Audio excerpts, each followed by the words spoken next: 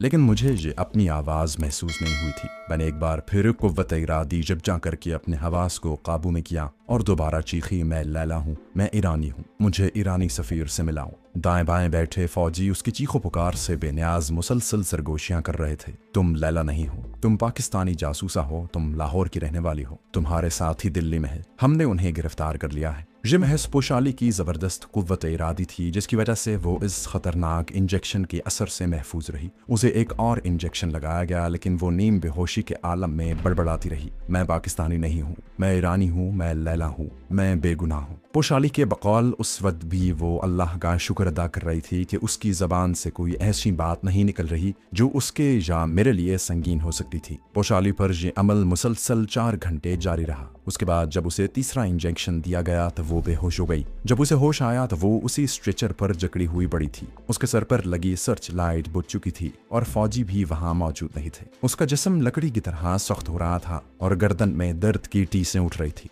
भारी जूतों की आवाज के साथ ही दरवाजे से 2 आदमियों ने आते ही पोशाली की आंखों पर टेप चिपकाई और स्ट्रेचर को कमरे से निकाल कर ले गए। थोड़ी देर बाद टेप हटाने पर पोशाली ने देखा कि वो वापस अपने कैद खाने में आ गई थी। आहनी दरवाजा बंद करके बाहर ताला लगा दिया गया था। कुछ देर वो होशो हवास में रहने की जंग लड़ती रही, लेकिन फिर उसकी आंखें शदीद कमजोरी और नकाहत के बायस अपने आप बंद हो गईं। उससे सर्दी महसूस होने लगी तो उसने बमुश्किल तमाम कंबल खींच कर ऊपर लिया और बेदम सी होकर पीछे गिर पड़ी। उसे बुखार हो गया था। सारी रात वो बुखार में फूंकती रही। उसे अपनी ही आवाज सुनाई दे रही थी। वो हिज़ियान बक रही थी और बार बार समरकंद के किसी मोहल्ले का नाम ले रही थी। ये वो मोहल्ला था जहां वो पैदा हुई और खेल कूद कर जवान हुई थी। उसके बाद वो बेहोश हो गई। अगले रोज एक फौजी ने उसे बेहोशी में टीका लगाया और चला गया। 2 घंटे बाद पोशाली को होश आ गया, लेकिन वो हिलने जुलने के काबिल नहीं थी। शाम को कैप्टन कृष्णकांत ने आकर उसके हलक में एक बोतल से कोई दवाई टिपकाई। वो शायद ब्रांडी थी,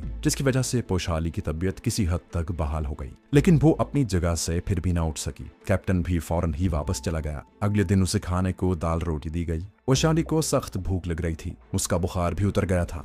दाल और रोटी देखकर उसने खाने का इरादा तर्क कर दिया, लेकिन जब भूख ने बहुत तंग किया तो आधी रोटी खा ली। रोटी खाने से उसके जिस्म की कुछ तवानाई बहाल हो गई। वो आहिस्ता से उठी और दीवार के साथ टेक लगाकर बैठ गई। दोपहर और रात को भी उसे दाल और रोटी खाने को दी गई जो वो जहर मार करती रही। अब उसकी हालत पहले से बेहतर होने लगी थी, मगर जिस्म अभी तक यूं दुख रहा था जैसे उसे किसी ने रुई की तरह थुनक दिया हो। वो सोने के लिए लेटी, मगर नींद उससे कोसों दूर थी। थोड़ी देर बाद उसने राहदारी में से किसी के कदमों की आवाज सुनी। अब वो इन आवाजों की आदी हो गई थी। फौजी आते और उसे अपने तशद्दुद का निशाना बनाकर चले जाते और वो लकड़ी के लठ की तरह पड़ी रहती। उस वक्त भी पोशाली ने आंखें खोलकर ये देखने की कोशिश न की कि कौन आ रहा है। सलाखों वाले दरवाजे का ताला खुला। दरवाजे की हल्की सी चरचराहट सुनाई दी और कोई आहिस्ता आहिस्ता कदम उठाता उसके करीब आकर रुक गया। फिर किसी ने जैसे सरगोशी में कहा, अस्सलाम वालेकुम। पोशाली ने चौंक कर आंखें खोल दी। उसके पास ही खिलती हुई रंगत और छोटी छोटी बारीक मूछों वाला एक नौजवान फौजी बैठा था, जिसके हाथ में सब्ज जुज़दान में कोई किताब लिपटी हुई थी। पोशाली को याद आने लगा कि उसने उस फौजी नौजवान को पहले भी देखा है। फिर उसे याद आ गया कि ये वही फौजी नौजवान है जो भारतीय डॉक्टर के साथ इंजेक्शन वाली ट्रे हाथ में लिए उसकी कोठरी में आया था। जब पोशाली पर तशद्दुद किया जा रहा था तो उसके चेहरे पर ऐसे तासुरात थे जैसे दुख पहुंच रहा हो। उस नौजवान ने जुज़दान वाली किताब पोशाली की तरफ बढ़ा दी। बोला, मेरे हाथों में कुरान मजीद है। मैं मुसलमान हूँ और मुसलमान अल्लाह के कलाम पाक के आगे झूठ नहीं बोलता। पोशाली ने महसूस किया कि वो आहिस्ता और धीमी आवाज में बोल रहा है। शायद वो नहीं चाहता कि दरवाजे पर मौजूद पहरेदार उसकी आवाज सुने, मगर पोशाली समझ गई थी कि अब भारतीयों ने ये नया हरबा इस्तेमाल किया है। कुरान पाक कसम कर पोशाली एहतरामन उठकर बैठ गई। उसने कलाम पाक लेकर उसे चूमा और फिर फूट फूट कर रोने लगी। नौजवान ने कुरान उससे वापस ले लिया। बोला, मेरी बहन, मैं जानता हूँ तुम क्या सोच रही हो। इसमें कोई शक नहीं कि मुझे मेरे अफसरों ने अल्लाह का कलाम पाक देकर तुम्हारे पास इसलिए भेजा है कि मैं वो राज मालूम कर सकूं जिन्हें उनका घिनौना तशद्दुद भी तुम्हारी जबान से नहीं निकलवा सका। मुझे इससे कोई दिलचस्पी नहीं कि तुम ईरान की रहने वाली हो या पाकिस्तानी जासूसा हो। मैं सिर्फ इतना जानता हूँ कि तुम मुसलमान खातून हो और अल्लाह और उसके रसूल अकरम सल्लल्लाहु अलैहि वसल्लम पर ईमान रखती हो। मैंने बेहोशी में भी तुम्हारी जबान से कलमा शरीफ का विर्द सुना है। मेरी बात गौर से सुनो। मैंने तुम्हें पहले ही कहा था कि मुसलमान किसी मसलहत के तहत झूठ बोल सकता है, मगर अल्लाह के कलाम के हुजूर वो झूठ बोलने का तसव्वुर नहीं कर सकता।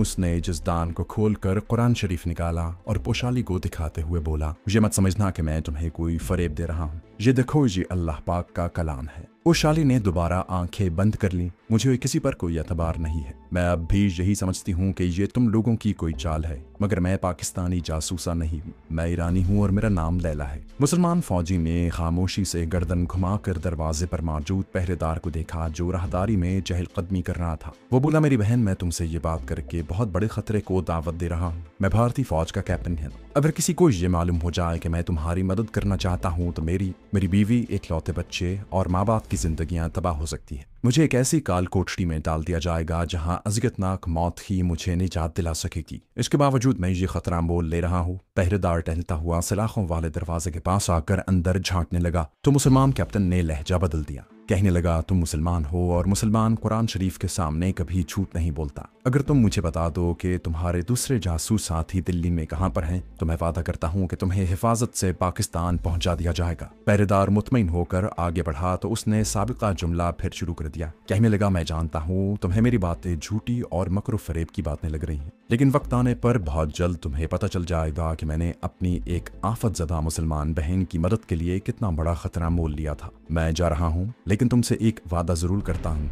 कि अगर खुदा न खास्ता मेरी स्कीम नाकाम हो गई तो तुम मेरे अफसरों के सामने किसी हालत में भी मेरा जिक्र नहीं करोगी। भारतीय फौजी ने उसके बाद पोशाली को अपना नाम बताया और कुरान की कसम खाकर बोला कि मैं तुम्हें यहाँ से निकाल कर रहूंगा। उसने कुरान पाक को दोबारा जसदान में रखा और उठ खड़ा हुआ। मैं कल रात किसी वक्त आऊंगा, तुम तैयार रहना। उसने सरगोशी की और दरवाजा खोलकर बाहर निकल गया। बाहर मुसलमान फौजी ने पहरेदार को कहा, बड़ी चालाक औरत है, लेकिन हम इसकी जबान खुलवा कर छोड़ेंगे। और वो राहदारी में गायब हो गया। पोशाली काफी देर तक उल्टे सीधे ख्यालात में गलता रही। फिर न जाने कब उसे नींद आ गई। दोबारा आंख खुली तो उसकी जिस्मानी हालत पहले से बेहतर हो चुकी थी। जिस्म पर लगे हुए बीड़ी के जख्म अब दर्द नहीं कर रहे थे। आंखें भी नहीं दुख रही थी, मगर उसे नकाहत जरूर महसूस हो रही थी। उसे रोजमर्रा की तरह दाल रोटी खाने को दी गई, जो उसने किसी न किसी तरह जहर मार कर लिया। रात हुई तो सिख फौजी की जगह डोगरा फौजी कोठरी के बाहर पहरा देने के लिए आ गया। दिन गुजर गया था, मगर अभी तक पोशाली से किसी ने कुछ नहीं पूछा था। रात हुई तो उससे फिर मुसलमान फौजी का ख्याल आने लगा, क्या वाकई वो उसे यहाँ से निकालने के लिए आएगा? मगर यहाँ तो सख्त पहरा है, वो उसे कैसे निकाल सकेगा?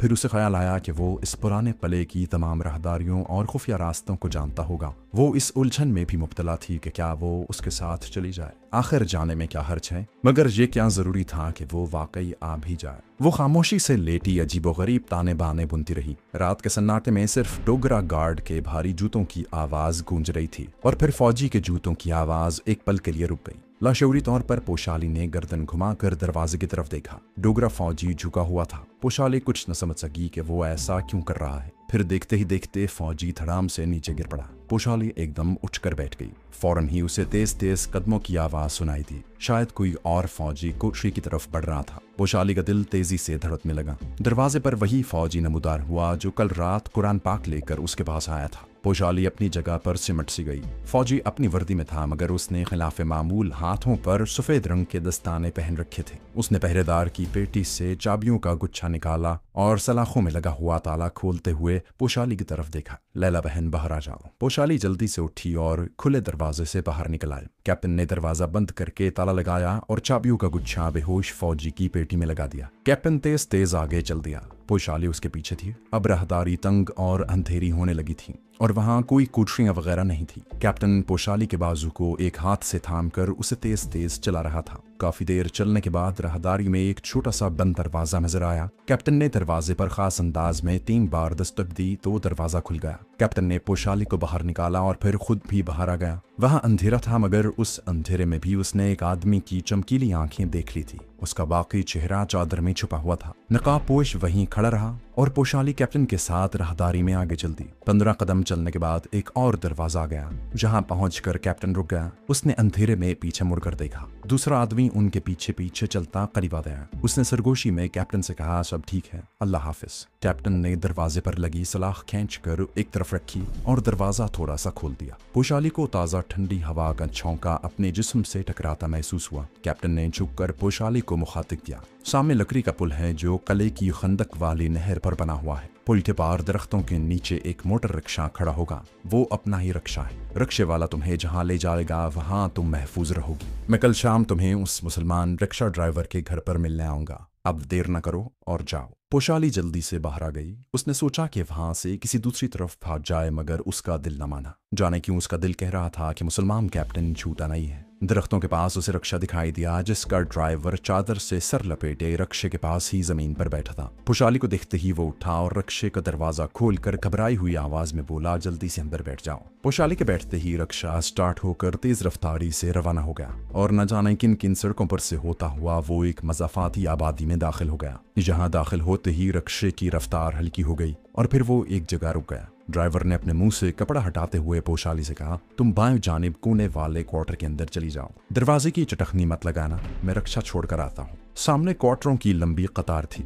पोशाली कोने वाले क्वार्टर की तरफ चल दी, जिसके आगे पत्थर की भारी सिल पड़ी थी। उसने दरवाजे को आहिस्ता से धकेला तो वो खुल गया। दरवाजे के सामने छोटा सा दालान था, जिसके एक जानिब किचन और बाथरूम बना हुआ था। पोशाली ने सामने वाले कमरे का दरवाजा खोला और दीवार के साथ पड़े पलंग पर बैठ गई। थोड़ी देर बाद रक्षे वाला भी आ गया। उसने आते ही पोशाली को मुखातिब किया, मेरा नाम खलील मियाँ है, बेहतर है कि तुम इस बारे में कोई गुफ्तगू न करो और सो जाओ। अंदर से कुंडी लगा देना, मैं दूसरी कोठरी में सोने जा रहा हूँ, सुबह बात करेंगे। वो बाहर गया तो पोशाली ने उठकर कुंडी लगा ली। उसे दूसरी कोठरी के खुलने और बंद होने की आवाज सुनाई दी और फिर खामोशी छा गई। पोशाली का जिस्म शिकस्तगी और थकान से चूर हो रहा था। पहली बार तले से निकलने के बाद उसे इत्मीनान का एहसास नसीब हुआ तो नींद आनी शुरू हो गई। उसने पलंग पर लेटकर लिहाफ ऊपर कर लिया और आंखें बंद कर ली। थोड़ी ही देर बाद वो गहरी नींद सो रही थी। जब आंख खुली तो कमरे में दिन की रोशनी फैली हुई थी। दूर सड़क पर से गाड़ियों के गुजरने की आवाज भी आ रही थी। पोशाली खुद को पहले से ज्यादा हशाश बशाश महसूस कर रही थी।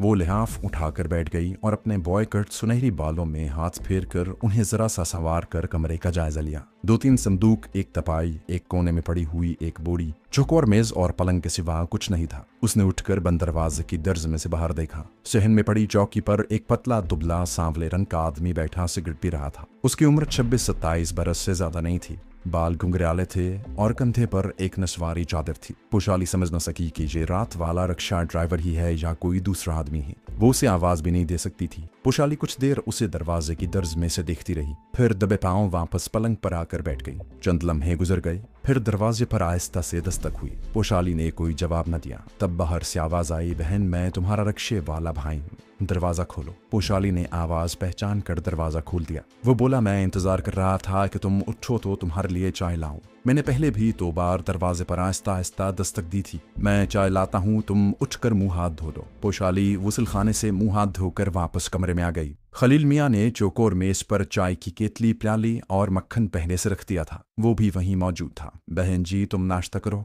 मैं बाहर से ताला लगाकर जा रहा हूँ, यहाँ कोई नहीं आएगा। तुम अंदर से कोई खड़ाक वगैरह न करना, दोपहर को खाना लेकर आ जाऊंगा। नाश्ते के बाद पोशाली ने दरवाजा बंद किया और फिर सो गई। पोशाली की जब आंख खुली तो बाहर दस्तक हो रही थी। पोशाली ने दर्ज में से देखा, बाहर खलील था। पोशाली ने दरवाजा खोल दिया। खलील अपने साथ खाना भी लाया था। बोला, बहन जी ये चांदनी चौक की जाफरानी बिरयानी है। उसने चावल की थैली उसके सामने रखते हुए कहा। बिरयानी बेहद मजेदार थी। उसे खाकर पोशाली के जिस्म में जैसे नई तवानाई आ गई थी। पोशाली ने बतौर खास उसका शुक्रिया अदा किया। उसने कहा, बहन जी ये तो हमारा इस्लामी फर्ज है। काफिरों ने मुसलमानों पर बड़ा जुल्म किया है और अभी तक जुल्म कर रहे हैं, मगर हम उनसे डरते नहीं हैं। अल्लाह के हुक्म से इस्लाम का बोलबाला होगा। अच्छा अब मैं जाता हूँ, शाम को आऊंगा, तब शाहजी भी आ जाएंगे। पोशाली ने पूछा कि ये शाहजी कौन है। इस पर खलील का चेहरा एकदम संजीदा हो गया। उसने हाथ अपने कान पर लगाकर छत की तरफ देखा और कहा, शाहजी इस जमाने के गाजी हैं, उन्होंने ही तुम्हें काफिरों की कैद से निकाला है। खलील ने उठकर पोशाली के सर पर हाथ रख दिया और जज्बात से कपकपाती आवाज में बोला, बहन जी तुम फिक्र न करना,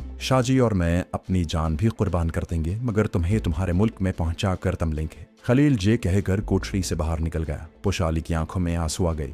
भाई का ऐसा प्यार उसे पहले कभी नहीं मिला था। वो इन लोगों को बिल्कुल नहीं जानती थी, मगर उन्होंने उसकी खातिर अपनी जिंदगियां और खानदान का मुस्तकबिल तक खतरे में डाल दिया था। पोशाली ने दोनों हाथ उठाकर अल्लाह से रोती हुई आंखों के साथ जज्बात से भर्राई हुई आवाज में दुनिया के तमाम मुसलमान बहनों भाइयों के लिए और इस्लाम की सरबुलंदी के लिए दुआ मांगी और पलंग की पुश्त से टेक लगाकर आंखें बंद कर लीं। दोपहर के करीब खलील दोबारा आ गया। वो अपने साथ जनाना कपड़े और गर्म चादर लाया था। कहने लगा, ये कपड़े शाहजी ने भिजवाए हैं, तुम इन्हें पहन लो। यहाँ मुसलमान औरतें इसी किस्म के कपड़े पहनती हैं। मैं अब शाम को आऊंगा, तुम परेशान मत होना बहन, यहाँ कोई नहीं आएगा। खलील के जाने के बाद पोशाली ने मुंह हाथ धोकर शलवार कमीज पहन ली